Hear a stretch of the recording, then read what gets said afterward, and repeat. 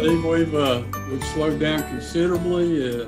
I'll just remind everybody, as I always do, that we are recording. Tom, anything you say does not stay with us, so just be aware of that. And I will cut out any health information. And I know we have some to cover today, so I'm going to mute all and turn it over to Steve. Thank you. Thank you, Cecil, and I want to welcome everyone again. We always start out with our invocation and concerns. I know not seeing any hands go up. George, we'll turn it over to you for our invocation. Let us unite our hearts in prayer. Merciful God, whose loving spirit embodies the force of healing and wholeness, we begin our Rotary session today praising you for your vibrant activity among us. You have been the source of inspirational discoveries that led to the Salk vaccination decades ago. Thus, we of Rotary have responded to your call to eradicate the frightful disease of polio from the very face of the earth in our lifetime. You have likewise guided research scientists and laboratories within Great Britain, Germany, and the United States to end the COVID that has been pervasive throughout the world. And we're grateful for those discoveries. We pray in your mercy for the day in which we shall reach the goal of herd immunity here and abroad, and that we Rotarians can return to our face-to-face meetings over meals of fellowship. Thank you for your sustaining power within our small businesses of this community. They've been severely tested in these months. Bless especially restaurant owners and their staffs that are just beginning to return to public service. You've spoken profoundly to us during these months of isolation and danger. Make us more sensitive to those who have not the luxury of making a living, staying at home, and conducting business through the internet. Thank you for the sacrifices of doctors, nurses, garbage workers, waitresses, and those who care for little children or the elderly. Anoint them with a knowledge of our unrelenting gratitude, and especially guide us in addressing the enormous issues of racial injustice from which we have learned during this COVID assault. God of healing, we pray for all those who struggle with issues of health, especially this day that we remember with prayers of intercession your servant Mark Claspy, that his surgery that was on his hip and femur that has been reported was indeed successful. Mark has championed the cause of building a stronger community in Haywood County throughout his life. He's instructed us in the procedures of sound business practices. Surround Mark and Terry with an awareness of our great appreciation and love. Hear our prayers of gratitude for the progress made by Steve Brown.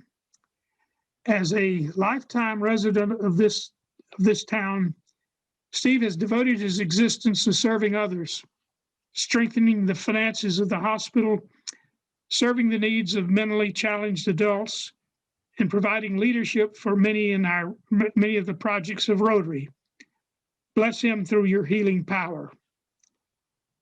We praise your name for Paula's dad's continuation of recovering. And may our program and our Rotary Fellowship today be an expression of both our gratitude and your grace. We pray in your holy name. Amen. Thank you, George. Next, we'll have our pledge and four-way test led by Paul Irvin. If you can hear me, first, a little bit of history since we have a Methodist minister speaking today. The literal Pledge of Allegiance was written by Francis Bellamy, a Baptist minister, in August of 1892. It was made official later on, but I wanted you to know that a Baptist did write the original Pledge of Allegiance. Would you pledge with me our Pledge of Allegiance? I pledge allegiance to the flag of the United States of America and to the republic for which it stands, one nation under God, indivisible, with liberty and justice for all. And now if we will have our four-way test of the things we think, say, and do. Is it the truth? Is it fair to all concerned? Will it build goodwill and better friendships? Will it be beneficial to all concerned? Thank you. Well, thank you, Paul. Next on the agenda is Happy Dollars. And Cecil received a Happy Dollar pledge from Rich Downs this morning. Rich is in Florida for his granddaughter's first birthday, so he pledged $5 in memory of Juniper's first birthday. Any other Happy Dollars today? Paul's trying to say something. Or you talking to Kit? Okay. Any other Happy Dollars?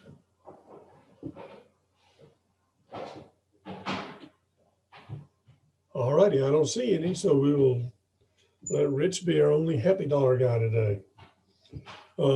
Announcements. Brandon Wilson cannot be with us today, but he still said to send a message that he was very much pleased with the support that he's receiving from our club toward the convention and meeting that they're having at Lake Junaluska in May. Asked him if he knew how many dollars had been received, but he did not get back to me. Mark Bumgarner, I was not able to go to Open Door yesterday because I was in Atlanta. You want to give us a report on yesterday?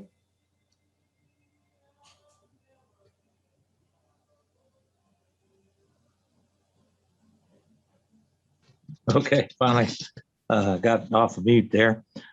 Actually, I was not able to check. Is there someone that did participate that might help me out here on this report? Dean McMahon. Yes, Larry Leatherwood, Bill Owen, Ed LaFontaine, I myself worked the entire time, and Susan Sarles worked a while, and Larry East showed up willing to work, but we had enough, so he said he'd go for another day. And so he did not stay, but was willing had we needed him. Thank you, all your volunteers. I do really appreciate the forthwith volunteering efforts that all of you have made. Thank you. Thank you, Dean, for that report. Backpacks. Anybody have a report on today's backpack deliveries?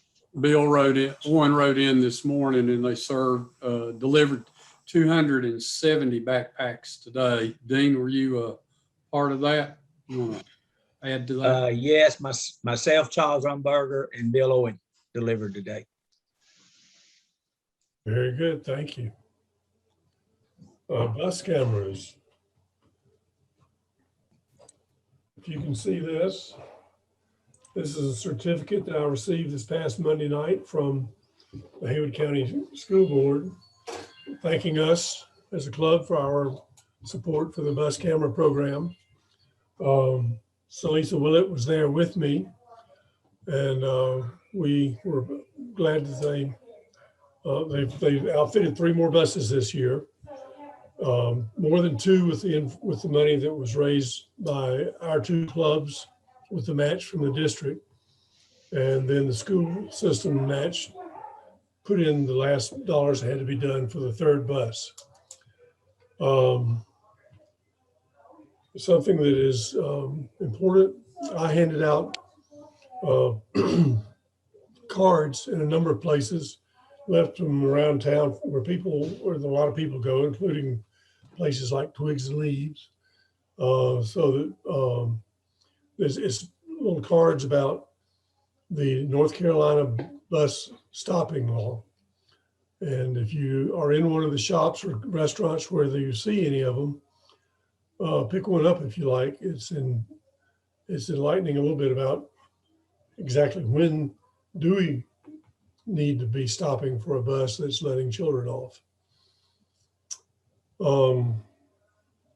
And we'll still take pledges on contributions to match the money that the club pledged for to match the district grant. Any other announcements?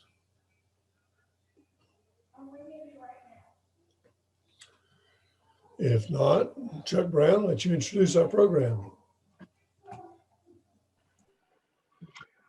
Today, we are blessed to have Tom Owens to talk with us. And Tom received his master's in divinity degree from Iliff School of Theology in Denver, Colorado. While in seminary, he met his wife, Ann, who was also completing her master's of divinity degree and now serves at Central United Methodist Church in Asheville.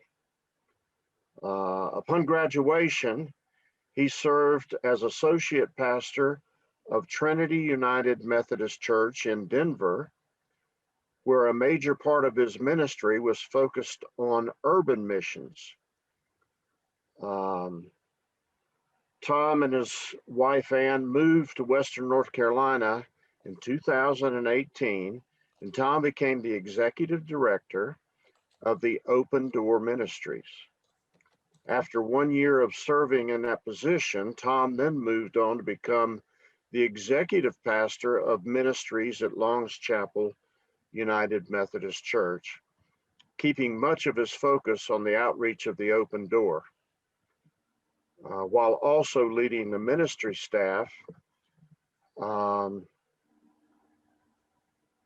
at the church.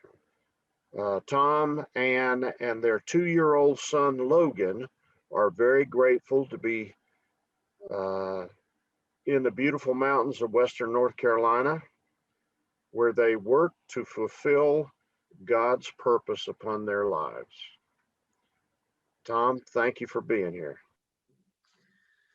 Chuck, thank you so much for that gracious invitation. I don't think I've ever felt so welcome or wanted. I got a Zoom link from 3 individuals this morning. And so I'm really, really grateful for the opportunity to be here, for Paul for kind of setting this up and being a continual advocate of the Open Door and Long's Chapel's ministries. And I'm really grateful also for everyone's service at the Open Door. I do see some familiar faces, and I'm sure that it's from being in that kitchen at the Open Door as we serve our hungry neighbors in Haywood County. So very, very grateful for this group and for the opportunity to be with y'all today. So thank you. So as Chuck was sharing, I moved here about 3 years ago and jumped on board with the Open Ministry team and began to learn a lot about Waynesville and Haywood County, the needs, and most importantly, the generosity of spirit that folks have in this area, as well as the network of churches and nonprofits that work together. I can't honestly say that I don't know that I'd ever witnessed such camaraderie and such a spirit of working together to meet the challenges of our community. And that in and of itself is just an incredible blessing.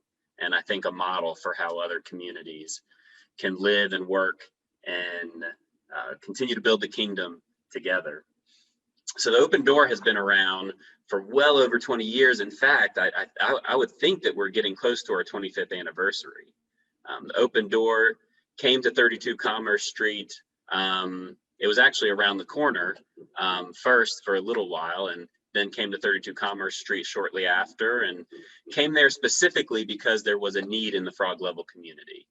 And I learned this history that years and years ago, that was kind of a popular spot for our transient friends to kind of hop off the train and to spend a little bit of time and maybe move on. And so the Open Door specifically is in that location because of the need and out of an effort to be a blessing unto those who are in need. Over the past 3 years, there has been a lot of growth and change at the Open Door Ministries. There has been a lot of both positive and not so positive press. There's been a lot of opinions about the purpose of the Open Door, whether or not the good intentions were bearing good fruit, and whether or not, well, I guess we got to a little bit of a chicken or egg discussion of whether the Open Door created a bit of the transient challenges that, of course, we face, or was the Open Door there to meet that need? Now, certainly in my heart, the Open Door came to 32 Commerce Street specifically to meet a need that was present. To kind of go over a little bit of the growth and evolution over the past 3 years, the Open Door, when I arrived 3 years ago, certainly was centered on food ministry. And the one thing that's remained constant at the Open Door is the firm belief that no one should go hungry. That as the body of Christ, it is our joy and duty to meet the need of our community and to feed those who are hungry. We just believe that that's part of human dignity and part of what Christ would want us to do. Another thing in the spirit of the Open Door, which isn't as easy to recognize, is the fact that throughout its history and even currently, the underlying spirit of the Open Door has always been to meet the greatest needs in the community, and specifically to meet needs that perhaps are seen as undesirable to pursue by other organizations, and complement, of course, to the missions and ministries of other organizations.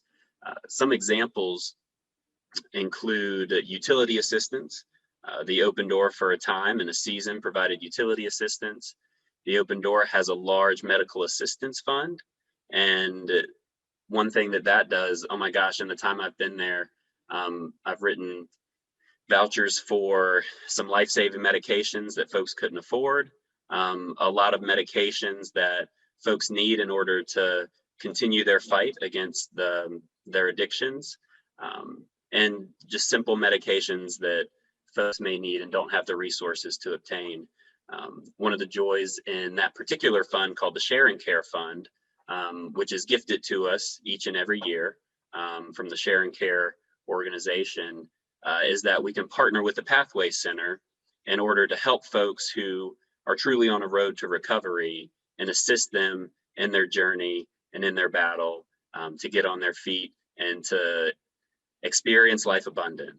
And so it's in that partnership and it's in that effort that we take a great joy in the connections that we have in our community. And so again, whenever a need arises in the community, the spirit, and whoever's been at the Open Door staff-wise, there's always been this spirit to meet that great need. The most recent need that we've seen arise, specifically in response to the pandemic that we've lived through over this past year, is food insecurity. Now, of course, this aligns with our original mission. This is something that, of course, is at the heart of the Open Door, is to provide food to those in need. And so over the past year specifically, we've shifted our model a little bit, and we've not only provided hot meals to those in need, as well as overnight bags and things like toiletries and basic survival necessities for our neighbors in the community, but now thousands of pounds are actually being delivered to low-income communities to help meet that need of food insecurity in our own state. Currently, there's over 600,000 North Carolina households that face food insecurity. And food insecurity doesn't always necessarily mean hunger, but what food insecurity means in a practical sense is that we could have, families who face the challenge of, well, do I pay my light bills this month, or do I feed my children 3 meals a day? It's being kind of on that brink of hunger and poverty, which is the definition of food insecurity. And so we feel it's our growing mission, and we've been aided and affirmed by the many volunteers who are beginning to deliver these food boxes to neighborhoods in our community, that we would like to take that question out of the equation for our friends in our community. We would like for no one in our community to have to think about whether they can feed their family or keep their utilities going. And so that's one of the growing needs that we are seeking to meet. We are abundantly blessed by donations from our community, a longstanding partnership with the Manna Food Bank, as well as donations from surrounding grocery stores, everything from Publix, Walmart, Food Lion, to the Starbucks down the street, which gives us bags of delicious day-old sandwiches just about every single morning. Pizza Hut and Chick-fil-A donate to the Open Door. Oftentimes I'll schedule my meetings with the Open Door staff to coincide with the staff lunchtime when I know that that's gonna be the meal for the day. And so we really are blessed by so many donations from partners in our community. And we truly do feel that we can meet that growing need of food insecurity. As I'm talking about this, and as I'm gonna share these next few statistics, a story does come to mind. North Carolina is the 10th hungriest state in the nation, and almost 1 in 5 children in North Carolina faces hunger on a regular basis. When I was spending my time at the Open Door, many of you, especially those who volunteer at the door, know that it was also kind of a community and resource center. You know, it was more than providing food. It was providing sort of a day shelter for folks in our community to congregate and to have community, to worship and to enjoy one another's fellowship. And every time that there would be a Haywood County school closure for whatever reason, this one young boy used to show up by himself, and he began asking questions. I got to know him a little bit, was a really wonderful young man, and shared a lot about his dreams of growing up to become an artist, and started telling us about his family. And one day I did have the opportunity to help him carry several food boxes back to his home, where, and this is a situation that we see many times in our community, where his grandparents, aunts and uncles, cousins, and siblings lived. Probably about 20 folks in this small kind of, old house. And so when I see that statistic about 1 in 5 children in North Carolina facing hunger, this little guy was the only person from his family who would come for assistance.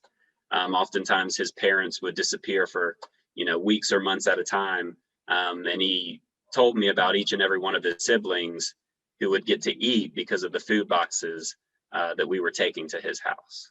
I wish this was a rare situation in Haywood County. I wish this was something that I didn't see as often at the Open Door Ministries, but it's certainly something that reminds me of exactly why we exist and why we pursue this mission in Haywood County. Those statistics I shared are from foodshuttle.org, which is associated with Feeding America and Feeding the Carolinas. And so we do believe that right now God is calling us to continue pursuing meeting the challenges of food insecurity in North Carolina, and specifically Haywood County. And we believe that, partnered with the other organizations in our community, that we do believe, we have faith that we can turn the tide of the many challenges of poverty and addiction, food insecurity, and the generational cycle that many of our young neighbors fall into. We've recently kind of reworded our mission and our mission for the Open Door, and it is a community-based and supported Christian organization located in Waynesville, North Carolina. We seek to live out our faith by providing food, clothing, living assistance, and encouragement by offering hope and introducing others to a transformed life through Jesus Christ. The Open Door has been vitally serving our community through a food truck ministry, Not only does this ministry provide a hot lunch to anyone who would like to enjoy it Monday through Friday, it also includes an overnight bag for our unsheltered neighbors.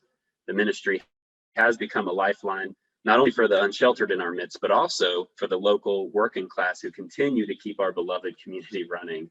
And I smile as I say this because I can see their faces and I know their names and their stories. But, you know, whether it's a quick lunch break for the workers at Giles Chemical or a meal for the employees working at Haywood Vocational Opportunities, this food truck ministry truly does keep our community fed, and has become part of the backbone of our community and those who are the backbone of our economy. And I think specifically of those Giles Chemical guys who for at least the past 3 years, and I know for several more before I arrived, come every single day.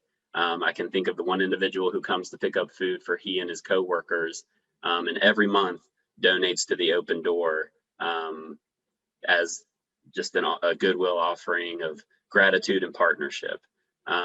Those are the kind of connections that you don't always see. Those are the kind of connections you don't always hear about.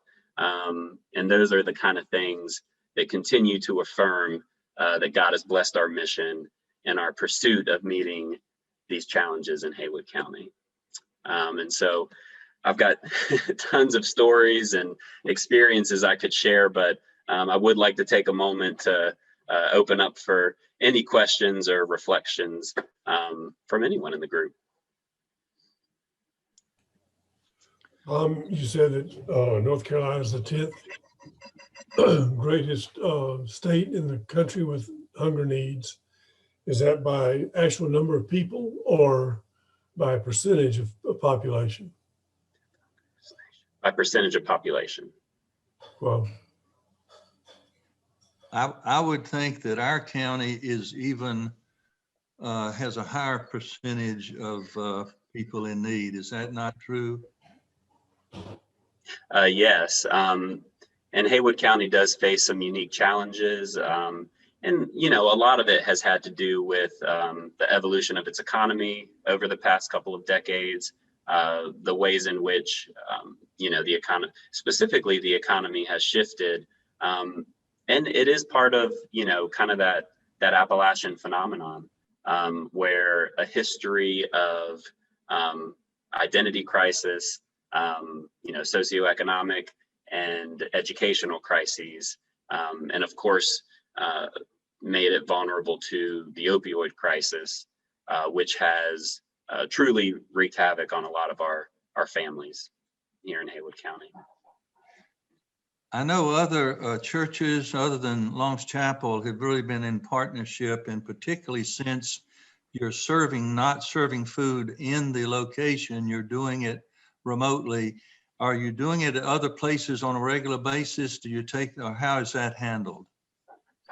So the hot food we're not serving on a regular basis in other locations. We have set up at St. John's right down the road. They've been a great partner for us as we serve food Monday through Friday, and along with, you know, the hot meal that we serve, we do serve an overnight bag of food and often toiletry items for our unsheltered friends.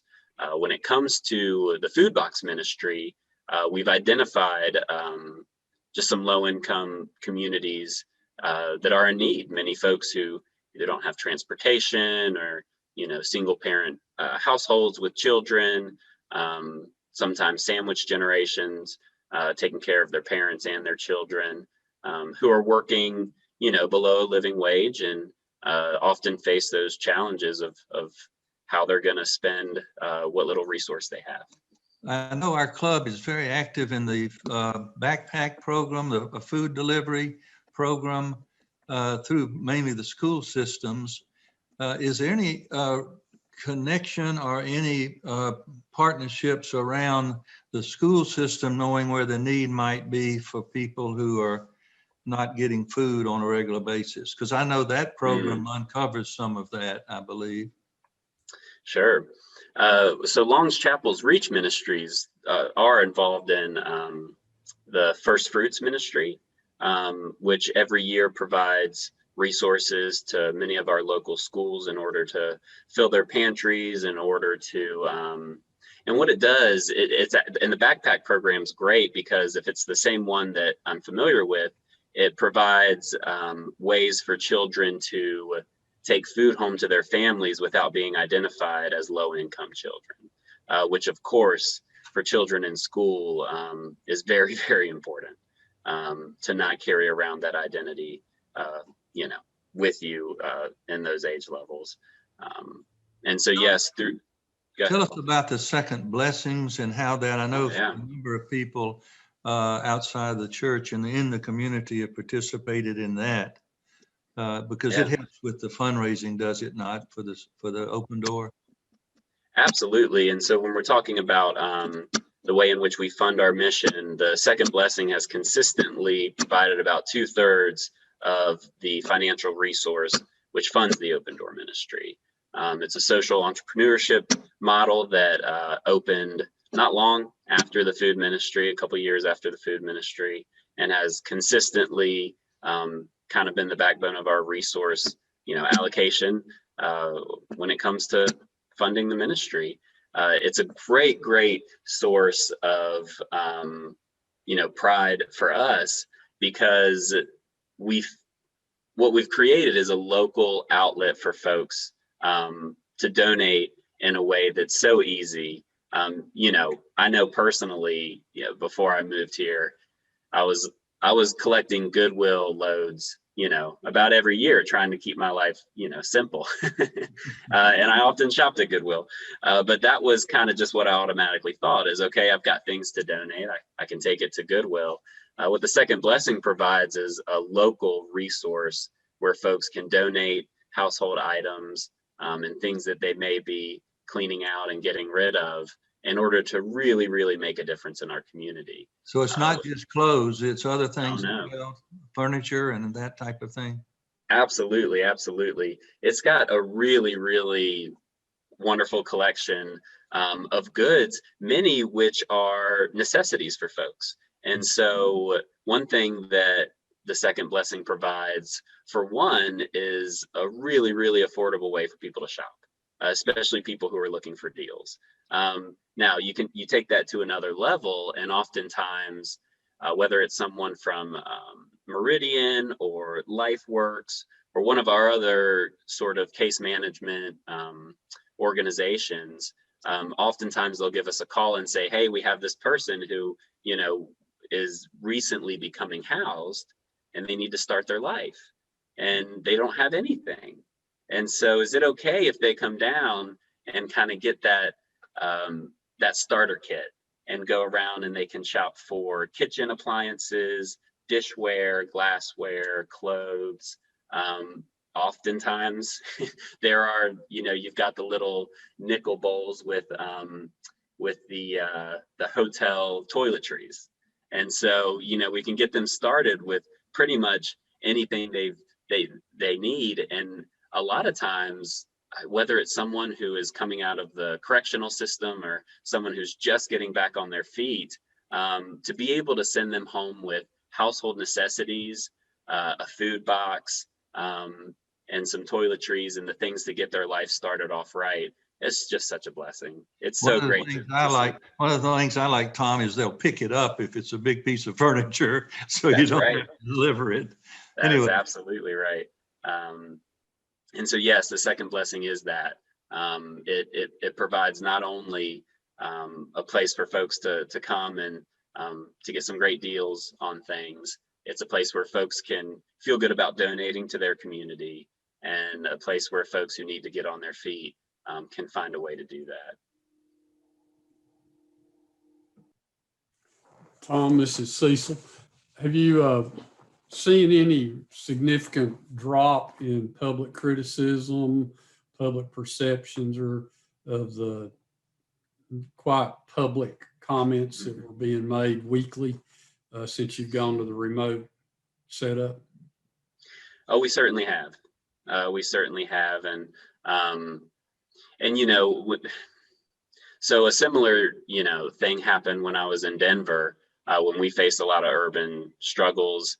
And, there were many things that happened, whether it was to individual organizations or whether it was kind of citywide policies, whether it was banning camping in the streets. You understand the reason for these things and the concern that the community does have. And certainly I understand, especially our immediate neighbors, a lot of their concerns when it comes to safety, whether they were finding needles or whether their location was trashed. The one thing that, you do know when you work in this sort of outreach is that folks don't really disappear. The reason why urban centers tend to have a high concentration of folks who have mental health challenges, addiction challenges, housing security challenges is because that's where the resources are.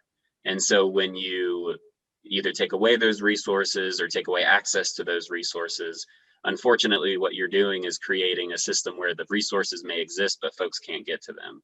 And so folks may end up migrating out to more rural communities who don't have the resources.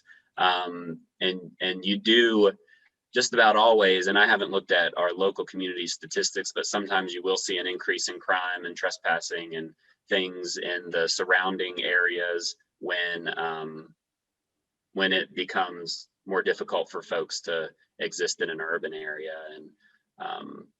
And it just becomes a difficult challenge. How do you face that challenge? And there obviously is no neat or easy answer. If someone had figured it out, then well, we'd all have it. We'd all have the answer. So this is Dean. Hey, Tom, it's not just for Tom to answer, but does anyone know how the commission that was set up or the group that was set up to look at the homeless situation in Waynesville, how it's progressing and if they made any progress or anything come of that? Is anybody on that group or know anything about it? I'm not on the group. I know that this past week, WLOS had a short story about the homeless task force. There's currently a survey that's open to all Haywood residents that's being administered by Western Carolina University. And the survey is for for citizens, which includes both those folks in need and those property owners, homeowners, the ones who've been more verbal. But it's open to all citizens of Haywood County to fill out, and they're trying to get some objective data to move forward with. That's kind of my understanding, but again, I'm not on the task force. There have been reports about the survey being available, but I don't remember the connection on how you find it. I don't know if that's through the newspapers, Paula, do you know, or if it's through, I've seen Patsy Davis on television, maybe Mountain Projects.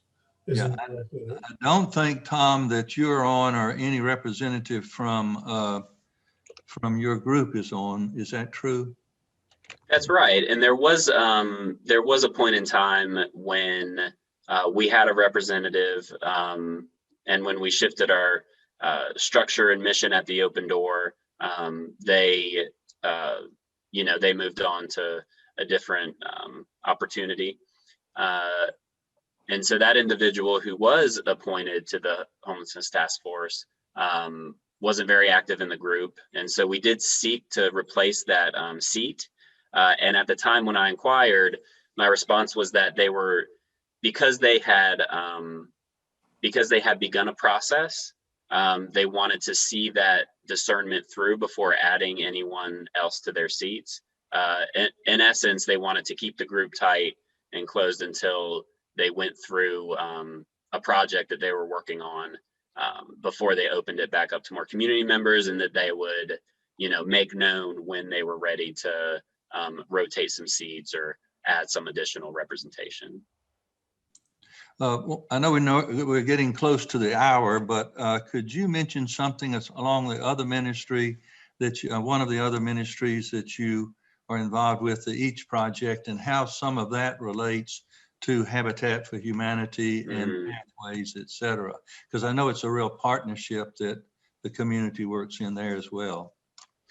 Absolutely. And so the EACH program stands for Ending Area Childhood Homelessness. It's a theory that if you surround a single parent family with resources as well as moral, financial, spiritual support, that you can break that generational cycle of poverty. And of course, we do know that cycles of addiction, economic disparity, education, so many of the things that contribute to poverty are generational.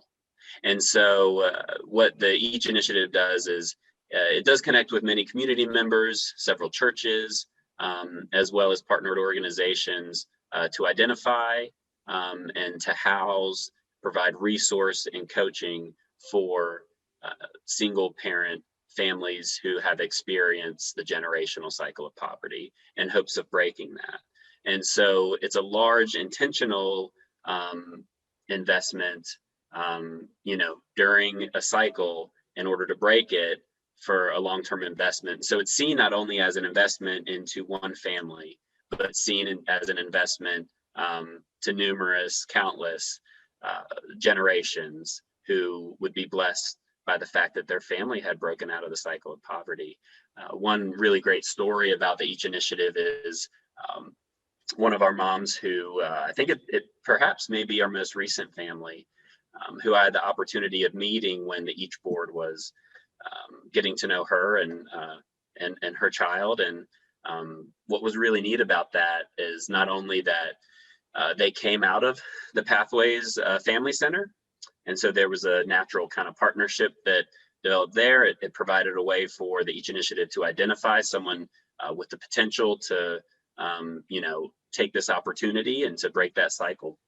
Also, they became connected to Long's Chapel and the many outreaches and ministries of Long's Chapel, and their child began at the Child Care Education Center around the same time as my son did. And so they were in the same classroom. I saw them often. I kind of saw this child grow up a little bit alongside mine. And it was just one of those examples of how, the church community really turns society's assumptions and processes on its head. When you look back to the early church, man, it completely upended the social structure. And when you see wonderful things like that happening in the church, it reminds you that the kingdom of God is something that does exist, and it's so radically different than the society that we live in. So, Paul, you asked some specific questions, and I waxed poetically about a story. So I don't know if I answered on that. That's fine. How many houses do you have now that you found places for? 3 or 4? Long's Chapel is currently supporting 3 families. Mm-hmm. Great. That's super. I believe there's some other organizations supporting a couple more, aren't there? 5 houses altogether? There are. And I know one is Grace Church in the Mountains. And I can't identify the 5th. Can't identify the 5th house. I'm not sure which partnership that is. And it's my understanding from my involvement with it through Long's Chapel, it takes about $15,000 a year to support a family. That's generally what's asked. If you don't actually have to own the home. What they're looking for is people that have homes or houses or rental properties or whatever that they're willing to let these startup families stay, and they can stay about 2 years, as I understand it, and then they have to move on. But it takes if you don't have a physical home or something, you can provide, or your church or your organization doesn't care to do that, then you can support a family for about $15,000 a year. So it might be something that our club and others may want to think about. That's right. And again, like I said, you have these wonderful organizations like Pathways who are providing a road of recovery and reclaiming one's life on kind of a mass scale. And then you have these situations with the EACH initiative where you have the opportunity to really, really hone in and put a lot of effort and relationship building into a family in hopes of breaking what can be a much more difficult cycle for families. This is John. You may have said, and I'd missed it, but of our unsheltered friends, what is the average number of that population here in our area? And of that,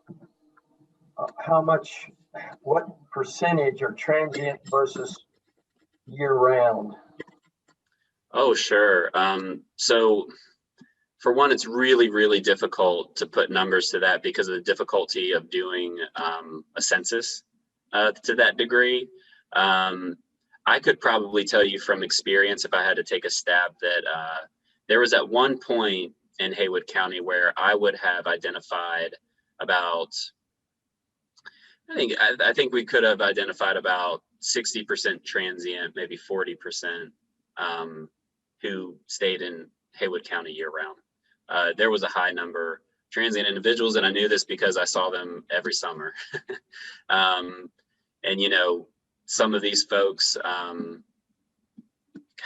some of these folks either had a van, or you know, they set up camps, or they would stay in numerous shelters seasonally. I don't know what the current number is. I do know that the Homelessness Alliance did attempted a recent unsheltered census, and the numbers would be surprising to anyone who read it. And I'm sorry I don't have those exact statistics on me right now. I do know that at a couple of meetings that I had attended with some of the leaders in the community, and also with some of the people who were served, that they fed, and some of these people were from larger communities around the country. And they said because of the service that's given in our county was better and more receptive, and in many ways more caring than the large communities they were from. And that may have been one of the reasons that we had large numbers at certain times from this area, that the community was doing such a good job. I mean, I hate to say it that way, but that's part of it, I think. Anyway, Thank you so much, Tom, for coming to speak to us. Oh my goodness, absolutely. It was such a pleasure. And anytime. Love to join you. I kept Gordon awake, so I think I did an okay job. We still take new members. Okay. Tom, I would just let folks know that I just sent you a minute ago a link to the Western Carolina Survey on Homelessness, and that should be in your email when you get out of the meeting here. Thank you so much for that. A couple of years ago, I would have had that number off the top of my head, and now it's muddled with about 10 other ministry facts at Long's Chapel, but thank you for that. I appreciate it. And regardless of the census count, one thing I do know is that you can probably assume that it's likely much more pervasive than the numbers indicate. Tom, I'll share one quick thing that was a sunny spot of my week. I live downtown at Twigs and Leaves. We live above it. So I've gotten to know some unsheltered friends over the years. And, you know, it's easy to go outside and see the trash and be upset. But I can appreciate what you do, because I've gotten to know these guys that are living out of their truck that are currently living behind us. And they move it around to keep out of criticism, I'm sure. And you probably know him. I won't say his name, but one of them doesn't wear a shirt, and it can be pretty cold out. And I give him a hard time. You know who I'm talking about. Yep. The sunny spot was this week. He was so excited because he and his partner a job at one of our local restaurants. He was awesome. Excited I've seen anybody about washing dishes. Yeah. I hope he's still there. It's been a week, and I know there are issues that keep him from keeping work probably, but I don't want to know this week, because just to see how excited he was made me see the side that you see and have to try to sell to the rest of us about it's not just the trash, it's not just at the time they're down and not sober or off drugs that they're causing a problem, but they don't always just want to lay around. And Right. he's always happy. That's the other thing that Yeah. you know about him, always. But it can be 45 degrees out. Anything below that, he'll put a shirt on, and they made him put a shirt on to work in the restaurant, and he had their restaurant shirt on, and he was as proud as anybody getting a raise. So that was a That's fun awesome. thing to understand what you do. And when you get to know these stories, and it's not just about a drug addict, it's not just about somebody, then I commend you too for what you do. Well, thank you so much for saying that, John. And, you know, the stories of celebration are the ones that really keep you going. And even if someone may be down on their luck, if you get to know them and they trust you enough to share their past, often where they are is a celebration from where they've been. Tom, we really appreciate you being here with us today and sharing. Thank you. So grateful for the invitation. We appreciate it too, Tom. Any more questions that Tom, we need to address? I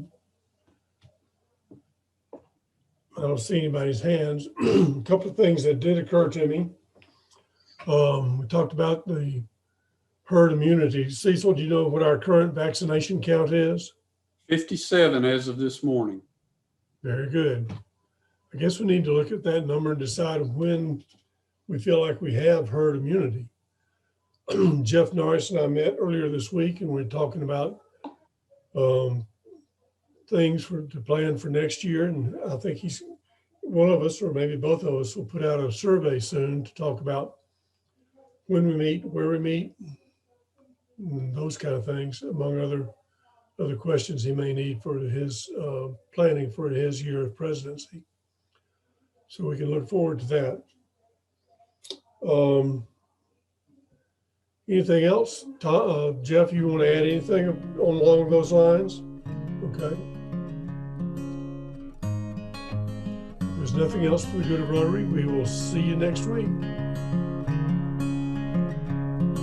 Thank you all. Have a good day. Have a good day, guys.